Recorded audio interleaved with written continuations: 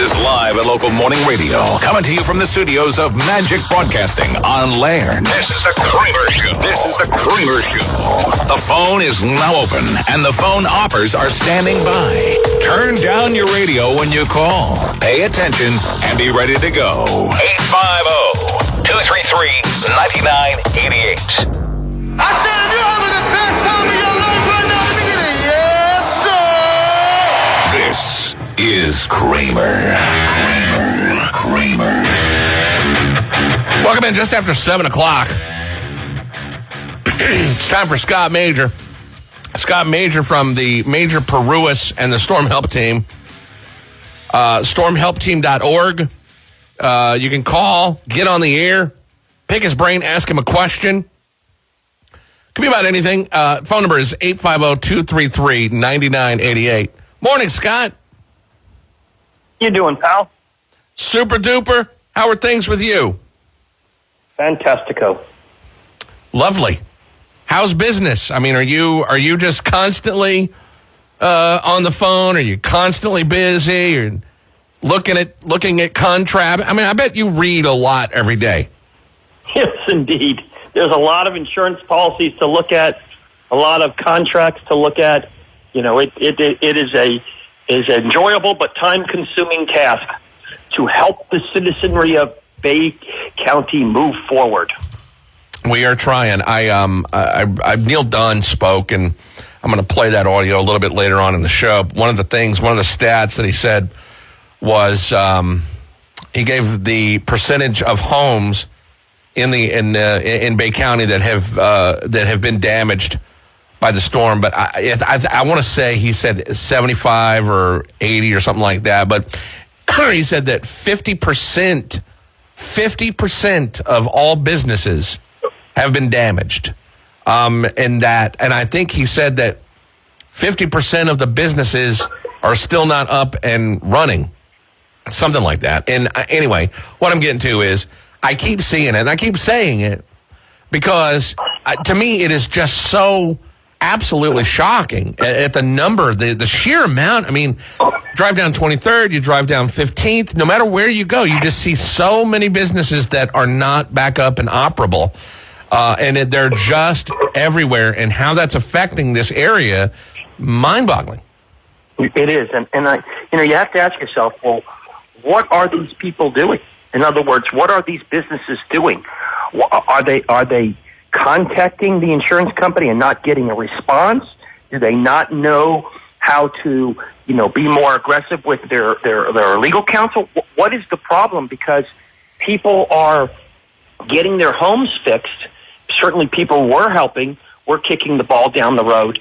And it boggles the mind how slow some of the businesses are to respond. It's the same type of process for a church or a Winn-Dixie, that it is for a home. It might be a little bigger. It might be a slightly different language in the policy, but the conceptual claim process is the same. Yeah, I mean, if you're a business owner, I would think by now I would think that months ago that you would be at the point where, hey, I'm getting the runaround. These guys are jacking around with me, and I'm not getting anywhere, and I got to get my doors back open. That you would be, I'd be on the phone with, Scott Major or somebody. Somebody would be getting an earful, and I would want somebody to represent me to go off on somebody because, look, your home, your family, absolutely 100% understandable. It's important. You got to raise the roof on that, but you got to raise the roof on getting somebody, around here to, look, let me say this too. Sorry, I'm babbling, but there's a lot on my mind this morning. I don't feel like we have. You and I talk about politics a little bit, and I want to outline this, and I want to see what your thoughts are. I don't see someone as a political figure who's spearheading this anger train. I talked about it on the show yesterday. When Katrina happened, do you remember when General Honore got off the helicopter and started barking orders at people and wound up getting some things done, and he really took control? I'm not seeing some of that around here, and I want to get pick your ear on what normally happens in other regions that have major hurricanes. Do they have a politician normally that steps up and pushes things forward? I don't get that in this particular storm. Noise works. There's no doubt about it that when you have leaders that can step up to the plate and demand results, you get that. There are literally thousands of, FEMA-based trailers that are empty right now that could be used to help the housing crisis. To me, when you have all these, trailers and things like that, why don't you don't have to donate them. You can charge rent if you want. The insurance company will gladly pay it instead of having them sit there. If you're not going to send those trailers down to the border and solve the border problem for now by sending those empty trailers down to the house people, then send them down to the panhandle where they can be used effectively, and you can charge the private sector for use of those. I think that part of the problem is that a lot of times money gets distributed to the federal government, gets approved, but the spending process is extremely slow. The Tyndall Air Force Base or other places don't get the monies as quickly as they should, and that bureaucratic mess is unfortunate. But the reality is that most of this situation you and I are talking about are the privatized areas where it's just a function of, if you push hard, you will get paid. And if you don't, it's a crapshoot. Yeah, the word that you just used, I think as an effective word to demonstrate what we're talking about, you use the word noise. And I think you can apply that probably to your own situation residentially, correct? In that, if you make enough noise to the insurance company, the right kind of noise, not flailing out of control noise, but if you direct that energy to where it needs to be, to who it needs to be with or to, that's effective according to you.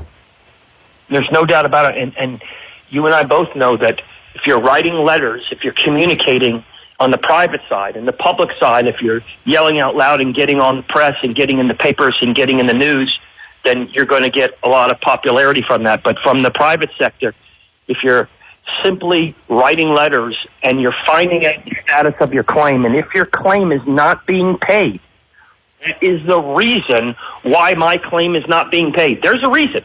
The reason might be terrible, it might be great.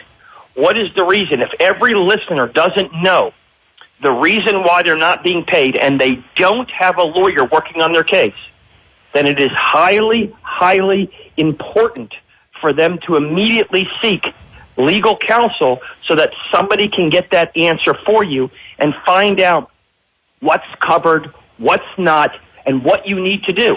It may be the filing of lawsuits. It may be the sending of a complaint to the state. It may be a phone call to the desk level adjuster from a lawyer who the companies respect. It may be a lawsuit. But the concept is that pushing forward like that will get our city and our county rebuilt. And I can't emphasize this enough. And you know and I know there are some people who are being paid. So if somebody's been paid in a neighborhood, why hasn't everybody in that neighborhood been paid?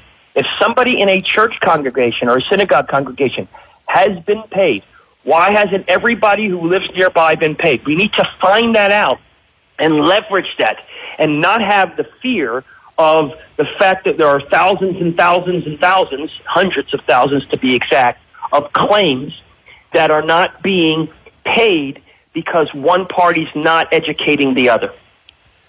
Question. Let's say that I've got, a couple of busted windows. I had a little leak that came in the kitchen. I had some other things going on, and I've been trying to go back and forth with the insurance company. And a couple of months ago, they sent me a check for $37.54. And I hear Scott Major on the show, on the Kramer Show, and I hear him and his exactness, his passion, etc. And I call 844-800-LAWS. And from the moment that I call you, generally speaking, what's the typical, I know this is a broad question, but what is the typical time limit that somebody from that one call to getting you in, looking at their policy, doing all the things that you do until that wheel kind of becomes unclogged? Sure. So if somebody were to call me today and they were to have their own estimate that said there was $10,000 of damage, and the insurance company had an estimate that was $5,000 of damage, and they contacted me today, they would be represented by me probably by the end of the day. We would probably call the desk adjuster in the insurance company within a day or two, and we would find out exactly why they're not paying $10,000.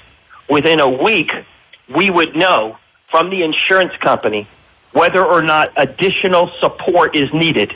In other words, a reinspection or an extra document or a photograph or an invoice or a statement or something needs to be done. And then the process of how long that takes depends upon the item.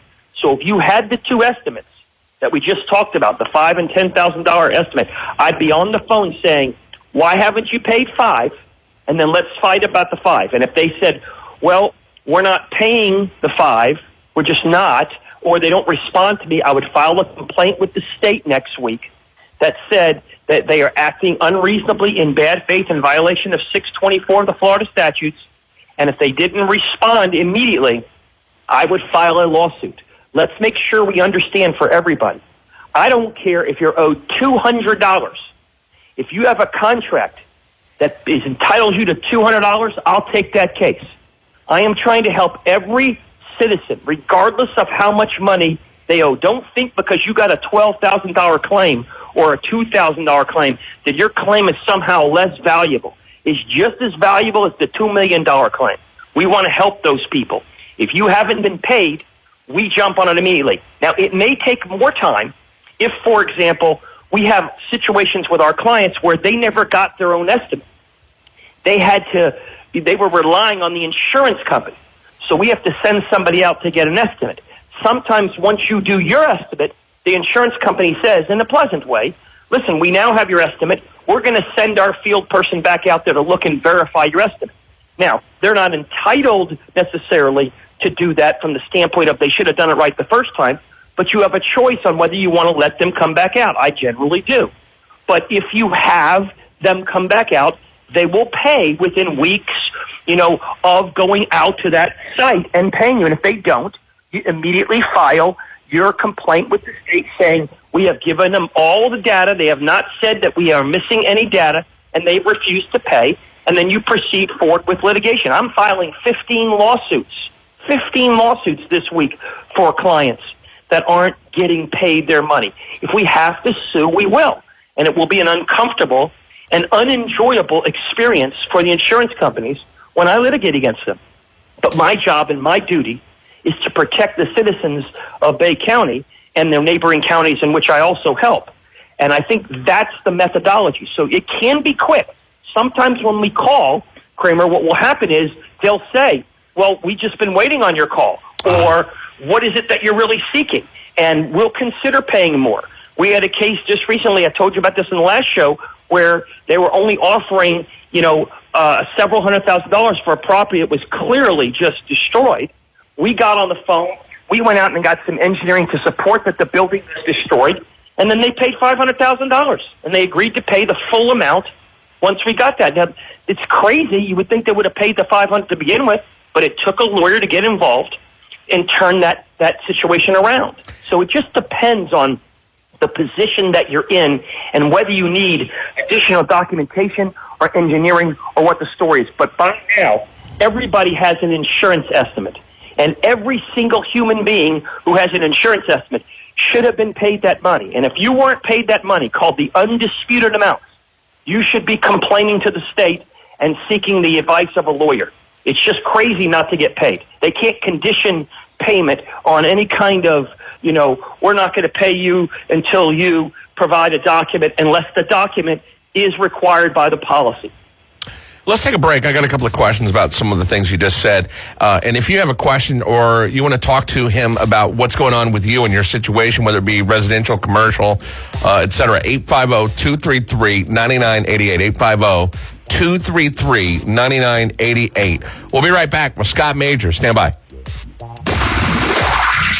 trying to suck less and less every day. Ooh, you suck. More of The Kramer Show coming up next on NewsTalk at 101.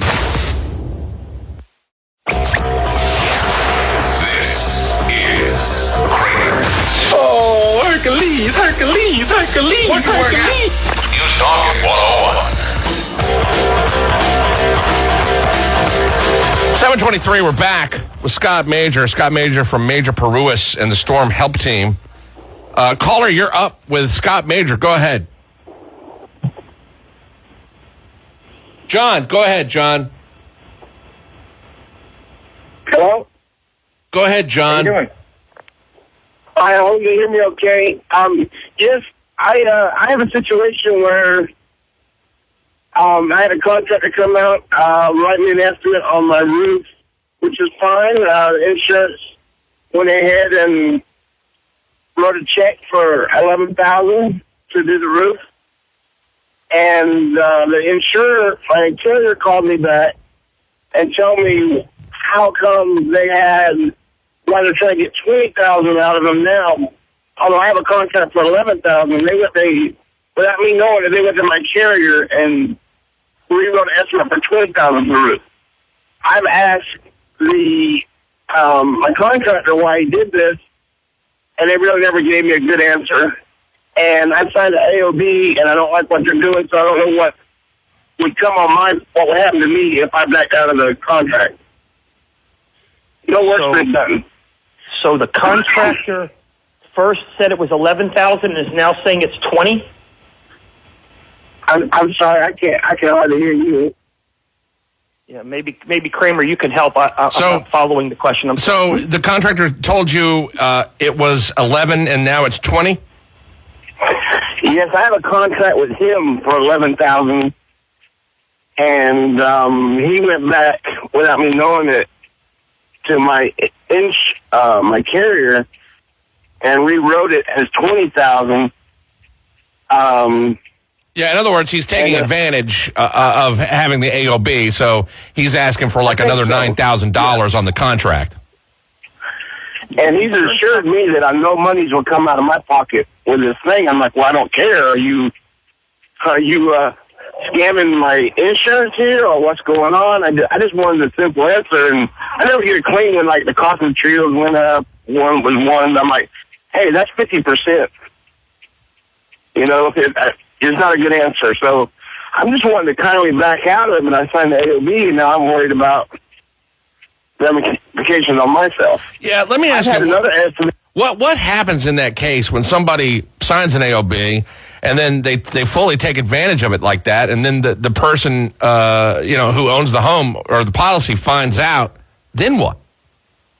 Yeah, well, this is one of the challenges that is supporting legislation against AOBs or restricting them, because you have an abuse of the process. I don't know for sure from the facts whether or not there were some additions that were added to that estimate that now make them clear. But if the facts are true and they're just jacking the price, then that's something you need to talk to the insurance company about and say, hey, you need to pay $11,000 for the $11,000 estimate. The roofer has to complete it for that. And if the roofer's not going to agree to complete the entire project for $11,000, then you absolutely terminate them, and, if they attempt to sue, you tell them that it's fraud, and you can report that roofer, if it's a roofer, for committing fraud. Again, we don't know all the facts here, but if somebody is abusing the process, the thing to do is to work with your insurance company, actually, to find out what is the real problem, because those people will be turned over to the police and investigated for criminal fraud if they are, artificially jacking a price after they've sent an estimate in for the identical price, and then they're changing that price. I don't see that happen often, but I do see a lot of overbidding by vendors who receive assignments of benefits, and it's really, really disturbing when I see some of that stuff, because there is an abuse of that process, and you've assigned over your rights. So you have a problem with that. You can revoke your rights. There are limited ways in which you can do that. But the bottom line is that you should not participate in allowing any vendor to dupe the insurance company. So in that situation, does the homeowner or policy holder, do they normally know when a contractor who you've signed an AOB with has overcharged, or do you not really have any? You don't have any control, right? So do you ever really know the intricacies of the finances of that whole thing? Sure, it's a good question. So the answer is usually the insurance company continues to communicate with you to tell you what they're doing with them. Sometimes they don't. Usually they do. But in the times that they don't, then, it's up to the insurance company to do their job. If a restoration company or a roofer is going to commit fraud, you can't stop somebody from committing fraud if you don't know it. All you can do is, if you become made aware of it, is to report that vendor to the state of Florida, to the local, Chamber of Commerce or Better Business Bureau, to file a complaint against their license in the state of Florida if you find that they're committing fraud, and to not engage further with that entity, because that would be terrible. And the way you do it is find out from them, have them write you a letter. You write them just like you write an insurance company. I have an $11,000 estimate from you. The insurance company has notified me that you've changed that estimate without changing a single item. Please write to me and explain to me why it is that you're charging $20,000 instead of $11,000. And that'll be Exhibit 1 on your complaint with the state of Florida or with the police department or with whatever entity is going to be investigating these frauds. To hop on the air with Scott Major from Major Paruas and the Storm Help Team, stormhelpteam.org. Our phone number is 850-233-9988, 850-233-9988. Yeah, that's the one thing about signing over an AOB is that, I think you have mixed feelings on it. I think you lean towards not really doing an AOB, but a lot of people are being hooked up with those things now. And that's something that... Most people who sign AOBs, Kramer, it's because they don't know or they don't think there's an option. Scott, because hold on one second.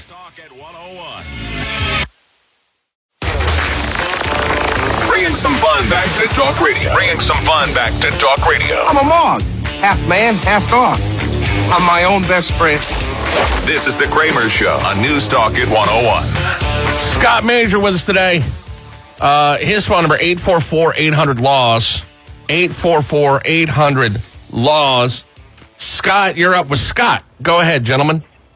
Yes, Scott. I've got a question. I know initially when I got my claim through my insurance company, they deducted the standard, for my insurance, the amount of the hurricane deductible out of my initial claim check before I sent it.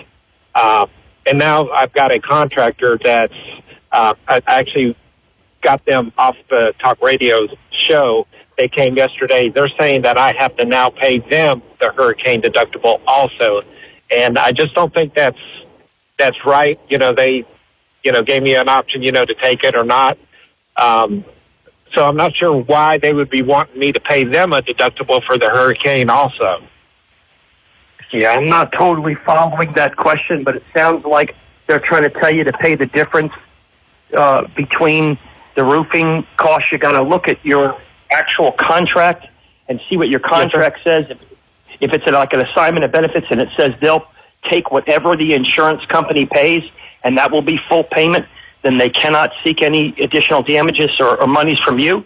If they refuse, then, or if they don't say that in their contract, then you have to decide whether or not you even want to use that vendor. Okay. And feel free to call me if you have any questions about the contract. I paid my deductible, and now I have to pay it to him. Yeah, well, you shouldn't have to do that.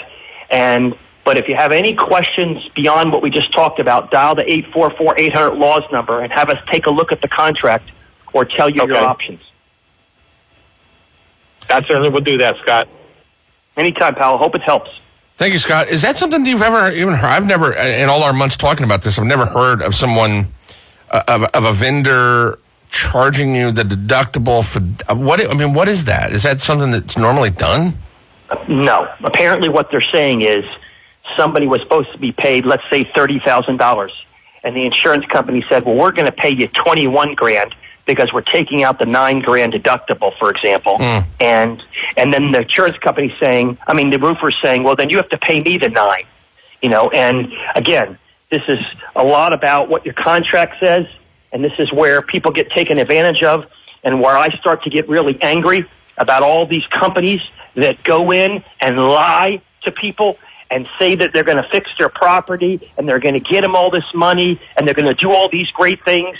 And then it turns out that they're duping you and they're not being truthful and they're using the assignments in the wrong way. And that's what ruins our system. And those kinds of people that are doing that, every one of them should be reported.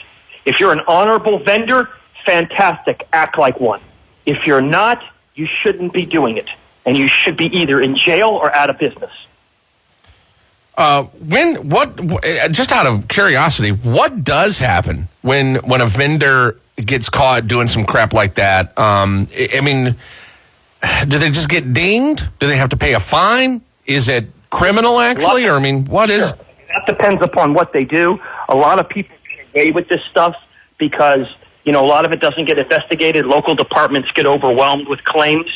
But the insurance company, if they think that there is fraud going on, they will assign what's called an SIU unit, a special investigative unit, and they will pursue and they will file criminal charges and they will seek, a fraud, remedies. If it happens to you, then obviously you can report them to the state. The state will investigate. It just depends on how well your claim is, how supported it is, and if so, they can take away people's licenses. The Attorney General can pursue them with cease and desist orders for all of their projects. So if they commit fraud on one project, they can't build any roofs or whatever it is that they do, can't continue any restoration work. That's why it's important for the listeners that if you have problems with vendors and the vendors are acting unreasonably, they're lying or they're deceiving or they're committing fraud, you need to report that because you don't know whether there are other people who are having the same problems. We had a couple of clients call us where they just so happened to be using the same restoration vendor, and that restoration vendor was jacking up their prices and putting in items they shouldn't put in order to, overestimate and inflate their estimate because they thought the insurance company would then bargain downward and they'd end up with their actual amount.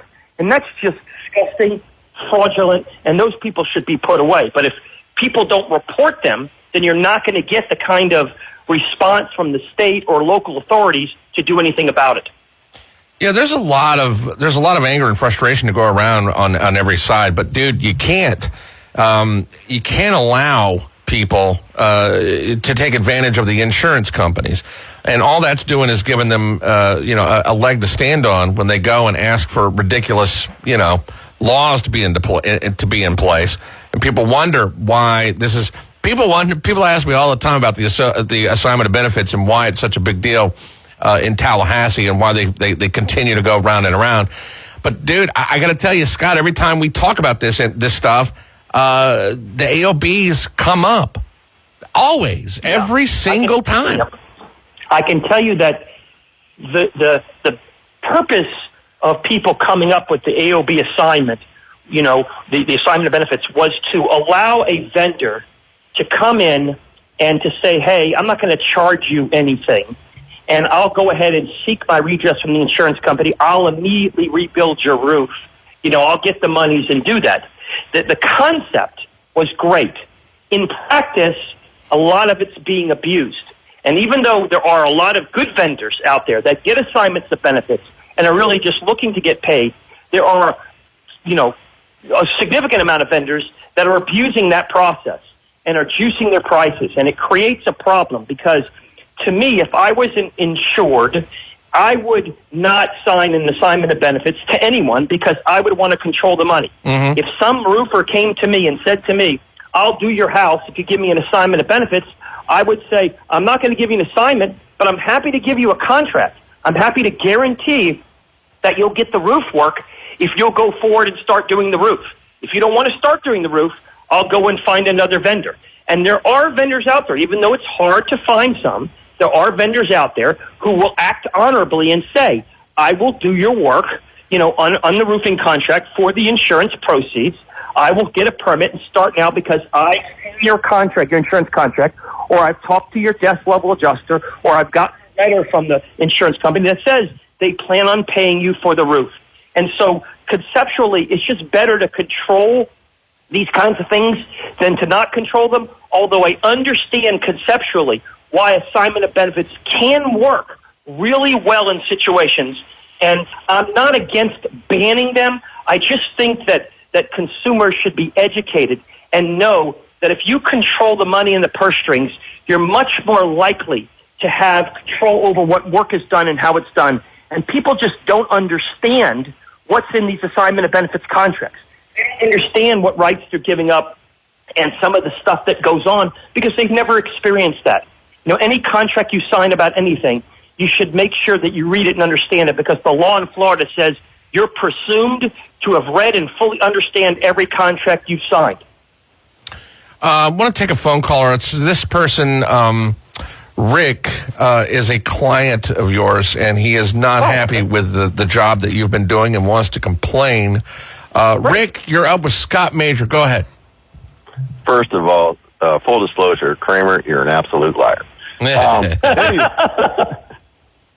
Anyways, thank you for the intro, Kramer. To go back to your earlier question about a process of how long it would take for Mr. Kramer to represent you as a client, I can speak and validate. He was in town doing one of the seminars back at the end of last year. I did not have the opportunity to attend the seminar, but listening to your show and putting the education out over the radio, I felt it was the time and need to go ahead and hire help. I was one of those in the first 45 days following the storm, trying to navigate these waters that I've never been through before. And the insurance company's adjuster submitted a claim, and I was paid $82,000 on the damages to my home. I am fortunate, and I'll say that right up front, that I got a general contractor here locally in Panama City who came out and reassessed the house and submitted a claim for close to $300,000. As we can see, that's a huge disparity in the amount of damages between the insurance adjuster from the company and what the GC was identifying for my needs. At that point in time, I realized that I needed help, and I was a bit apprehensive because everyone always associates lawyers and litigation and public adjusters, and these were all terms back in the end of last year that were all new to us in Bay County. Absolutely. I took the chance, and Mr. Major's company was right there. I signed on for the 10% of any recoup of insurance monies that his company had done on my behalf. And let me tell you, since taking on Mr. Major, I have not had to deal with the insurance company. It's one less stressor that I haven't had to deal with. The payment has been made in full. The check has been delivered, and during the same time, there's been another close to $85,000 in addendums that has been resubmitted through Mr. Major's company. And I just want to tell everybody out there that 10% is 10%. Now, a lot of people may feel like that's a lot of money to give up. But to me, I pay a tax adjuster or a tax accountant to do my taxes to get back what is due to me in taxes and pay them. My analogy is the same. I'm paying them for their services and for taking the stress off of me. With that said, I'm going to hang up and say adieu. Goodbye. Wow, that's fantastic. Look, Scott, you should take the nugget of what he just said, the 60 seconds, and there's your radio ad right there, my friend. I mean, correct. He summed that up perfectly. Yeah, I think that you and I have talked about this, and you know how much I care about the local citizenry. I'm really trying to make a difference, and it's hard sometimes to overcome the stigma associated with either somebody saying I don't want to hire a lawyer, or at the beginning public adjusters wanting to get all the business, or vendors saying I'll handle it, you don't need a lawyer, or any number of insurance companies saying they're going to treat you differently, all the anti-lawyer rhetoric, like an anti-Trump rhetoric. But the reality is, if you want results, I've handled thousands of claims and I get results, and you have to decide how important your home is to you and your business is to you, and how important is getting every dollar under your contract, getting to you. And if you do, then, we're probably the team, or lawyers like us are probably the team. And, from a personal standpoint, this is something extremely personal to me. I really want to make a difference, whether you hire me or not, to make sure you are fully educated, fully empowered, and fully armed to present your claim in a way to maximize recovery the fastest. All right, we're going to take a break. If you got a question for Scott Major, 850-233-9988 is our phone number to get on the air. His phone number to get him off the air, 844-800-LAWS. More to come with Scott. You think it, he says it. More Kramer Show, next on NewsTalk 101.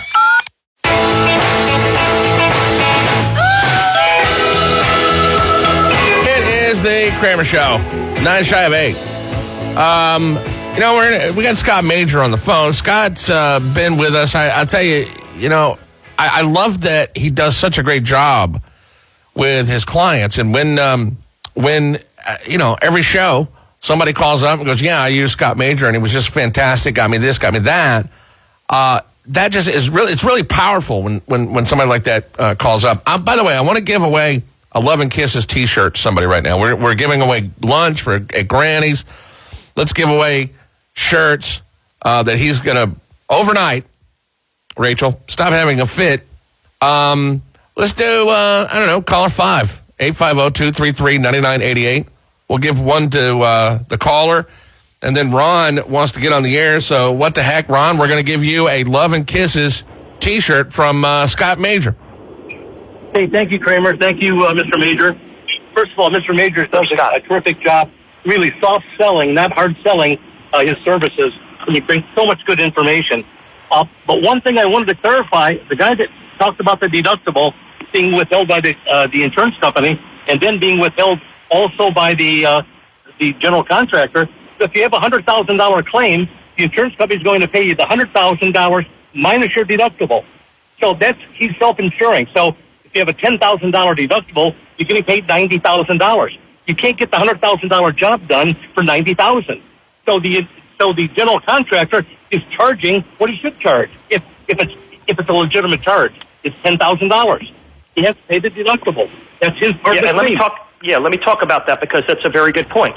So like I said in the last call, if in fact you have a contract that says the job is $100,000 and the client, the insured, the homeowner is agreeing to pay $100,000 and the insurance company pays $90,000, you're entitled to be paid your $100,000. That's absolutely correct. That's different from some vendors will say, whatever money I get from the insurance company, I will fix your property for that amount. It depends on the specific contract. I've seen thousands of these cases, and some people will take contracts, vendors will take contracts and say, if I get the 90, I'm going to do it for 90. Other vendors will have specific contracts with the client that say, I'm doing this job for $100,000. If you get 90 from the insurance company, that's fabulous. You only have to pay $10,000 out of your pocket. Absolutely correct. And there are some situations, I'll even go a step further, where if your damages are significant enough and you exceed the deductible, you may not even have to pay the deductible. So if you have coverage that, say, is $100,000 and you have $120,000 worth of damage, you may be able to get all $100,000 to that vendor, and so they get fully paid. So you have to look at the specific agreement that you have with your vendor and recognize that whatever you've contracted to pay, that vendor has every right and entitlement to have. At the same time, if a vendor agrees to take money from an insurance company, they're entitled to do that also. Good point. Hey, Ron, hold on one second. Rachel's going to pick you up and tell you about the T-shirt. One thing you said earlier, and I've been wanting to ask you this, and this seems to be brought up often too. A lot of the holdup, sometimes the holdup seems often is that the person that has the contract with the policy doesn't really know that the insurance company is waiting on certain items.